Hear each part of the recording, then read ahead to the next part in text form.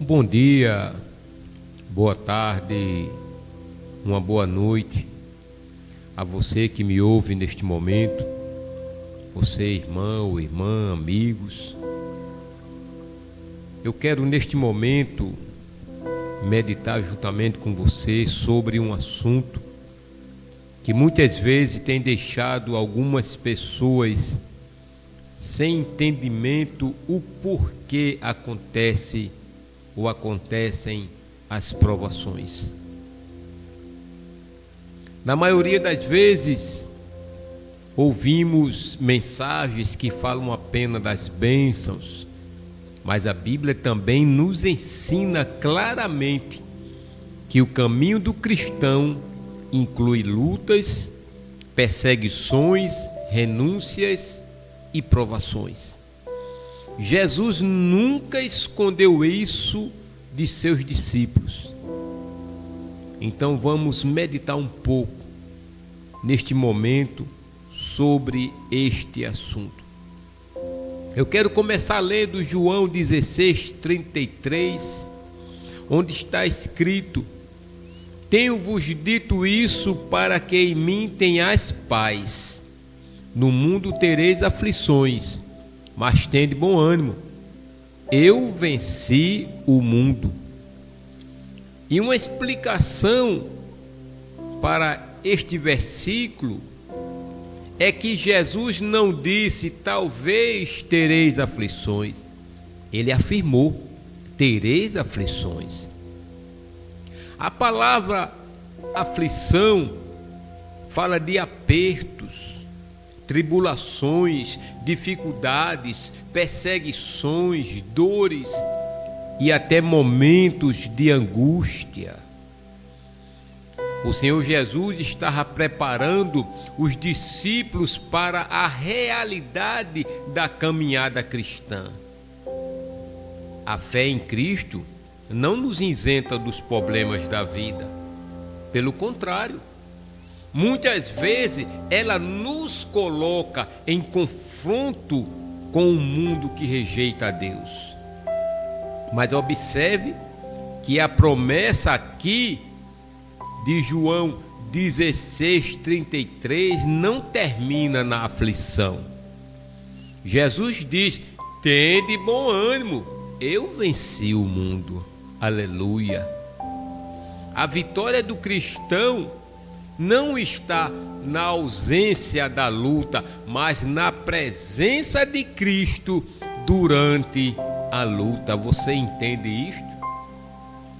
Então o que João 16:33 está falando é o seguinte: vocês passarão por dificuldades nesta vida, mas não desanimem, porque eu já venci e estarei com vocês. E prosseguindo, a gente vê que lá em Mateus 16:24, a palavra também diz: então disse Jesus aos seus discípulos: se alguém quer vir após mim, negue-se a si mesmo, tome a si a sua cruz e siga-me. A cruz não era um enfeite. Na época de Jesus, a cruz era instrumento de morte. Quando Cristo fala sobre tomar a cruz, ele está ensinando que o discípulo deve estar disposto a morrer para seus próprios desejos, suas próprias vontades e pecados, largar tudo aquilo quanto aborrece a Deus. Tomar a cruz aqui significa renunciar ao orgulho, renunciar ao pecado, renunciar à própria vontade quando ela se opõe à vontade de Deus. Que às vezes acontece isso. A gente tem uma vontade, mas que se opõe à vontade de Deus. E também tomar a cruz significa permanecer fiel mesmo quando isso custa algo para cada um de nós. Muitos querem seguir Jesus até o milagre, mas poucos querem seguir Jesus até a cruz. Se eu falar aqui, você vai lembrar comigo sobre Saulo de Tarso. Paulo, né? Antes de conhecer Jesus. Saulo, ele era extremamente religioso, orgulhoso de sua posição e perseguidor dos cristãos. Ele perseguia a igreja, ele prendia os cristãos, confiava em sua própria justiça e conhecimento. E ele mesmo disse lá em Filipenses 3:5, circuncidado ao 8º dia, da linhagem de Israel, da tribo de Benjamim, hebreu de hebreus, segundo a lei, fui fariseu. Isso é ele mesmo falando. E como se deu o encontro com Cristo? No caminho de Damasco. Jesus apareceu a ele. Está lá em Atos capítulo 9:4, quando Jesus fala: Saulo, Saulo, por que me persegues? E vejamos o que ele renunciou, porque o encontro, irmão, com Cristo, tem que haver renúncia. E nós sabemos que depois disso, deste encontro no caminho de Damasco, Paulo abandonou o que? Seu orgulho religioso. Se você ler comigo Filipenses 3:7, você vai ver que está escrito assim: mas o que para mim era ganho, reputei-o para perda por Cristo. O homem que perseguia Jesus passou a sofrer por amor a Jesus. Você pode glorificar a Deus por isto? Eu quero trazer um outro exemplo. Zaqueu, irmão, um cobrador de impostos, homem rico e conhecido por suas práticas injustas. Práticas injustas. Ele amava a riqueza, explorava pessoas e tinha fama de pecador. Como foi o encontro de Zaqueu com Cristo? Lá em Lucas 19:5 diz a palavra: Zaqueu, desce depressa, porque hoje me convém pousar em tua casa. Jesus entrou em sua casa e sua vida mudou. E como está lá em Lucas 19:8, a palavra diz: Senhor, eis que dou aos pobres metade dos meus bens, e se em alguma coisa tenho defraudado alguém, o restituo quadruplicado. Irmão, que lição! Quando Cristo entra em seu coração, em meu, no nosso coração, o dinheiro deixa de ser o Senhor. O Senhor é Jesus. Isto é uma lição para cada um de nós. E a mulher samaritana também, que eu quero trazer como exemplo aqui para poder a gente prosseguir. A mulher samaritana vivia uma vida desordenada e carregava muitas feridas com ela. Ela tinha tido 5 maridos, vivia em pecado, tentava satisfazer sua alma em relacionamentos humanos, e muitas pessoas estão tentando trilhar este caminho. Mas ela teve um encontro com Cristo.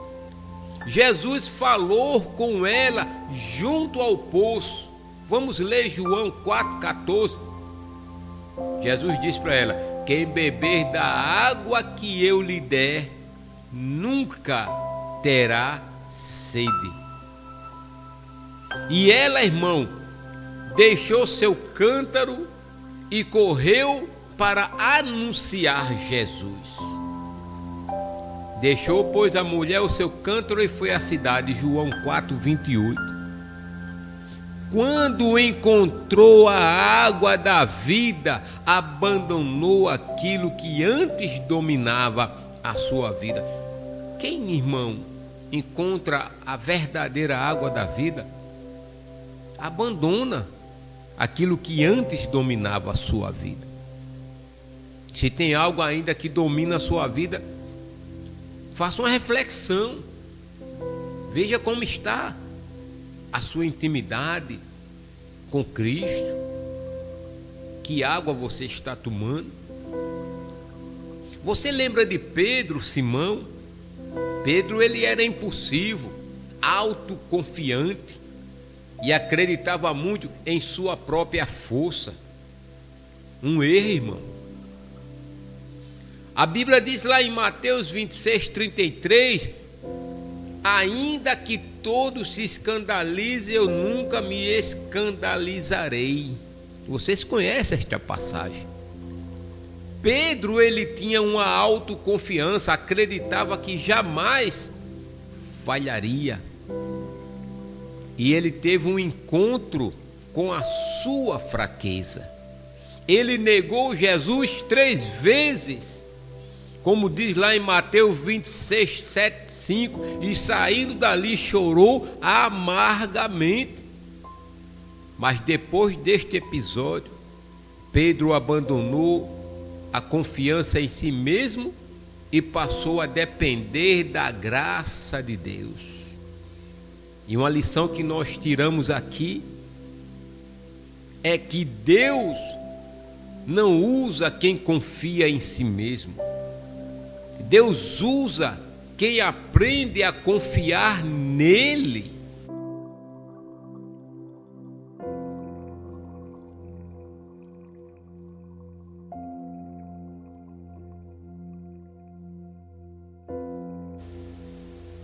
E prosseguindo, eu quero falar também sobre o filho pródigo, que representa muitas pessoas que querem viver segundo a sua própria vontade.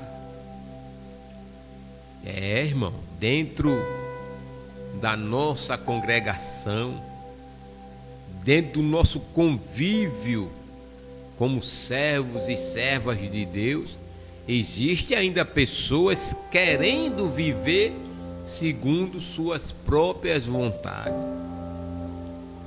Ele era ou queria independência, ele não queria regras, queria aproveitar a vida do seu próprio jeito.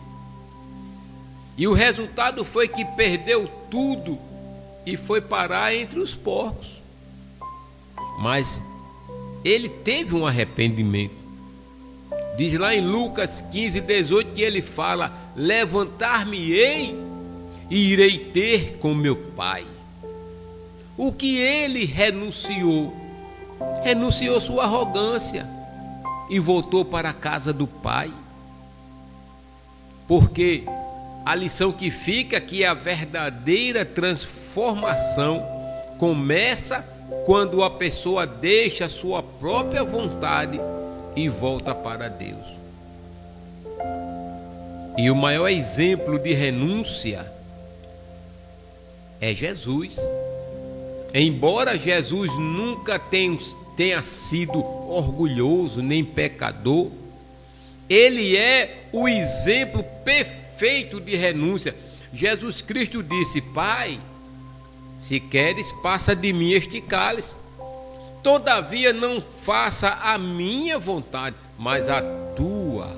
Está lá em Lucas 22:42. Aqui está a essência da vida cristã. Vamos fazer um resumo. Paulo renunciou seu orgulho, Zaqueu renunciou sua ganância. A mulher samaritana renunciou sua vida antiga. Pedro renunciou sua autoconfiança. O filho pródigo renunciou sua rebeldia. Mas todos eles só conseguiram fazer isso porque primeiro encontraram Cristo. A maior prova de que alguém conheceu verdadeiramente Jesus não é apenas frequentar uma igreja, mas estar disposto a dizer diariamente: não seja feita a minha vontade, mas a tua, Senhor. Lucas 22, 42.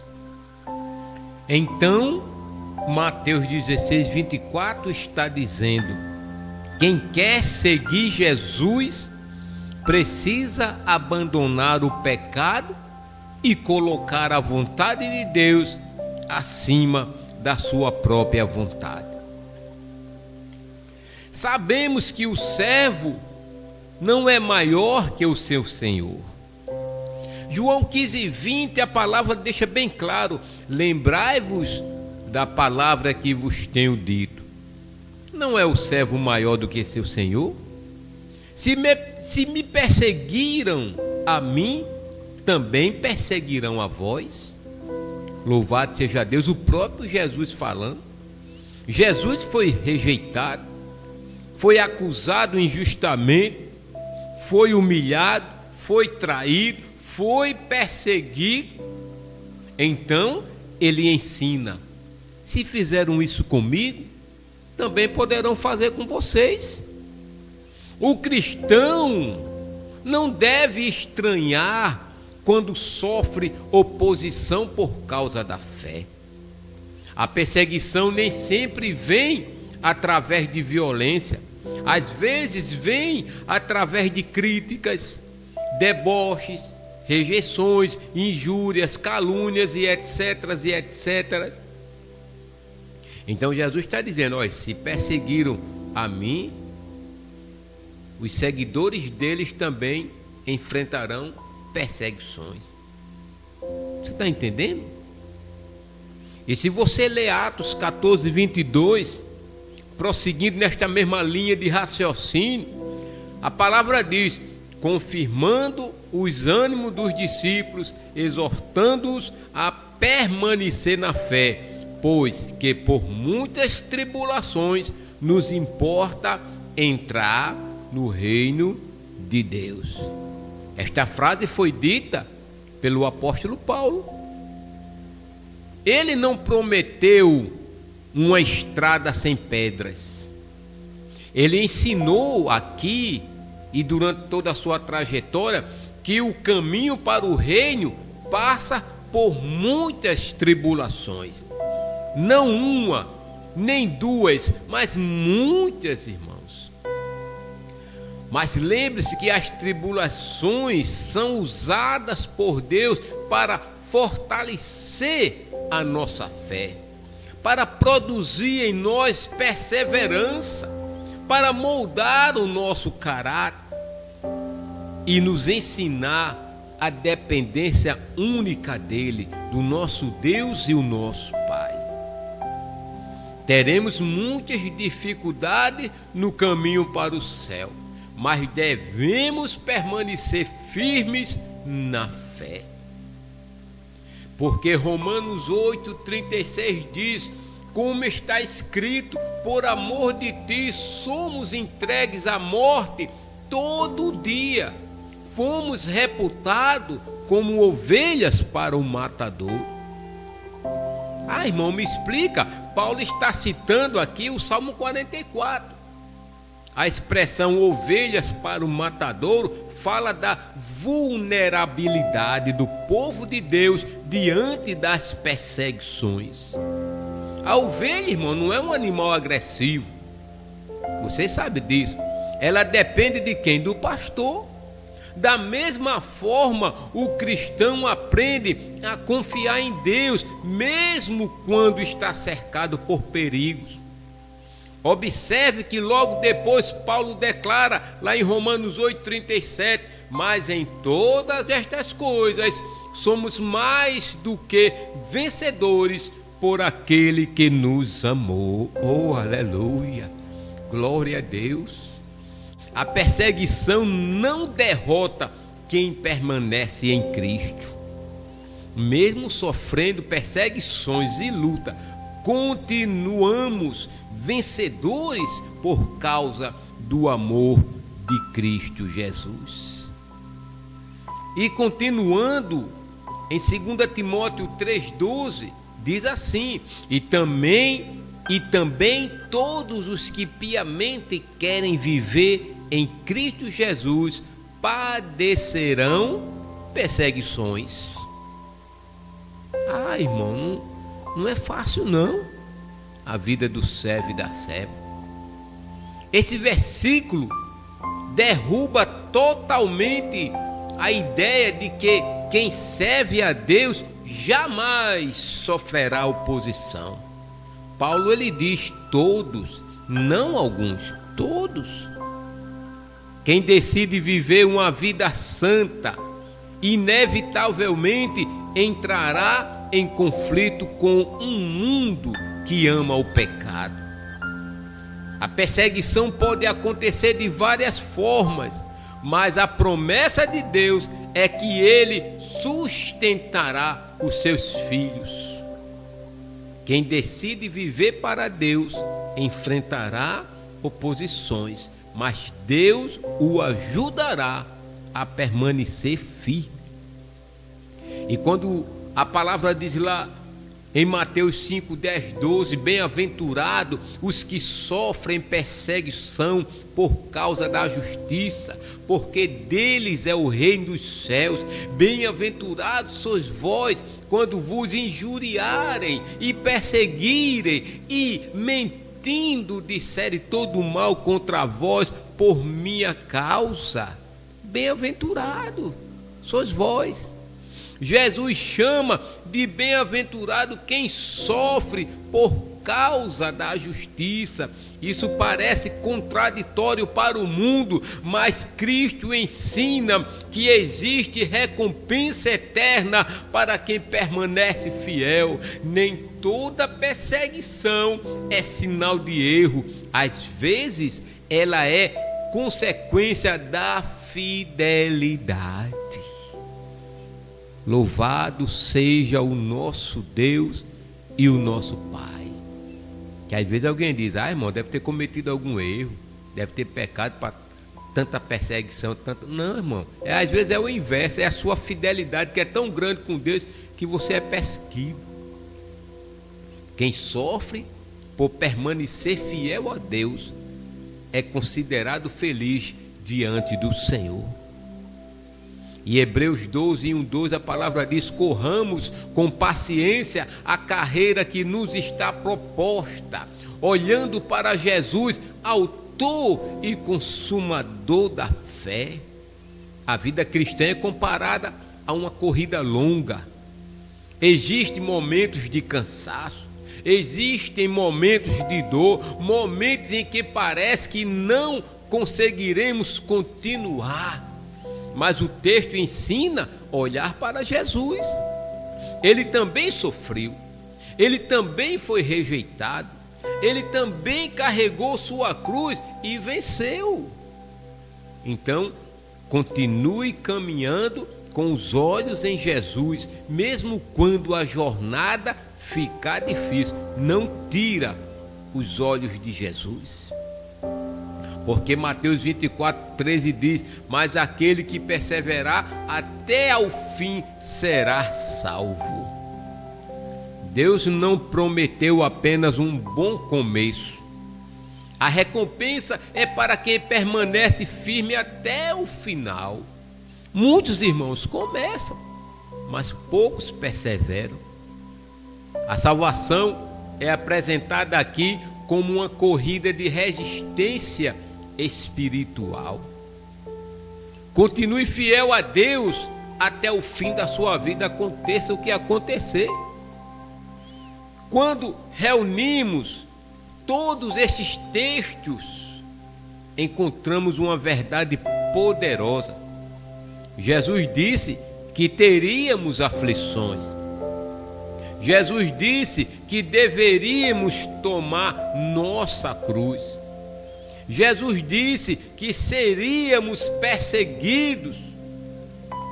Paulo disse que passaríamos por muitas tribulações. A Bíblia diz que seríamos considerados como ovelhas para o matadouro.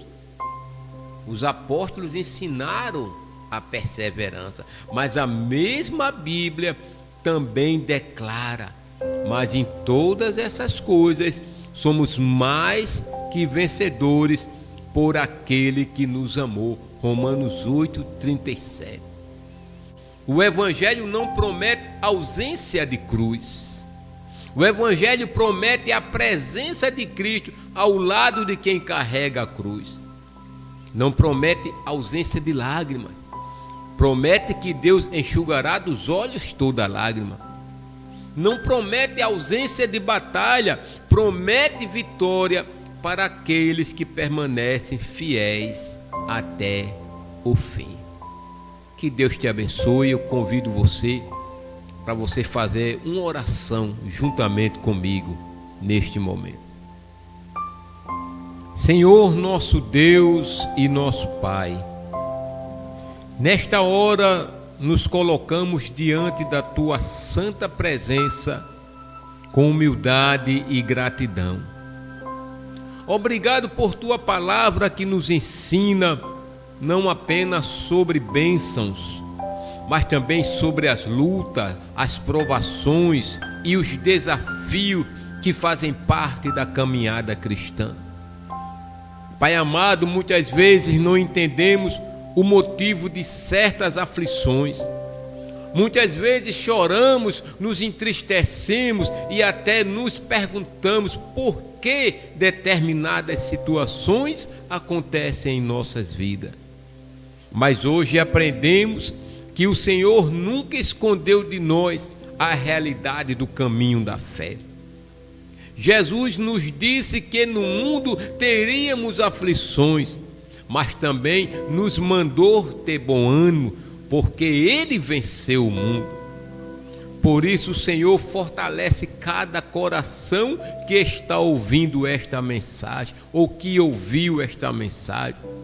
Fortalece aquele que está enfrentando uma enfermidade, fortalece aquele que está passando por dificuldades financeiras, fortalece aquele que está sendo perseguido, rejeitado, humilhado ou injustiçado. Fortalece, Senhor, aquele que está cansado de lutar e sente que suas forças estão se esgotando. Pai, ajuda-nos a carregar a nossa cruz com fidelidade. Ajuda-nos a renunciar àquilo que não te agrada, Senhor. Que possamos abandonar o orgulho como Paulo abandonou. Que possamos abandonar a ganância como Zaqueu abandonou. Que possamos abandonar a velha vida como a mulher samaritana abandonou, Senhor. Que possamos abandonar a autoconfiança como Pedro abandonou. Que possamos, Pai querido, abandonar a rebeldia como o filho pródigo abandonou, Senhor. E acima de tudo, Senhor, que possamos aprender a dizer todos os dias: não seja feita a minha vontade, mas a tua vontade. Quando as tribulações chegarem, ajuda-nos a permanecer firme. Quando as lágrimas vierem, ajuda-nos a confiar, confiando. Quando as perseguições surgirem, ajuda-nos a permanecer fiéis. Quando o inimigo tentar nos desanimar, lembra-nos que somos mais que vencedores por meio daquele que nos amou. Ah, Senhor, guarde a fé dos teus servos. Não permita que as lutas roubem a esperança. Não permita que as provações destruam a confiança em Ti. Não permita que os obstáculos façam alguém desistir da caminhada. Renova, Pai Santo, as forças dos cansados, levanta os abatidos, consola os aflitos, cura os feridos, restaura os desanimados, e que possamos correr com perseverança a carreira que nos está proposta, olhando sempre para Jesus, o autor e consumador da nossa fé. Ah, Pai, nós não sabemos o que enfrentaremos amanhã, mas sabemos que o Senhor está conosco, e se o Senhor estiver conosco, nenhuma luta será maior que a tua graça, nenhum problema será maior que o teu poder, e nenhuma tempestade será capaz de afundar aqueles que confiam em ti. Que cada vida que ouviu esta mensagem seja fortalecida, renovada e encorajada pelo teu Espírito Santo, e que quando a nossa jornada nesta terra terminar, possamos ouvir aquelas palavras tão desejadas: bem-aventurado está, servo bom e fiel. Nós te agradecemos por tudo, oramos em nome do Pai, do Filho e do Espírito Santo, em nome de Jesus Cristo. Diga amém e graças a Deus.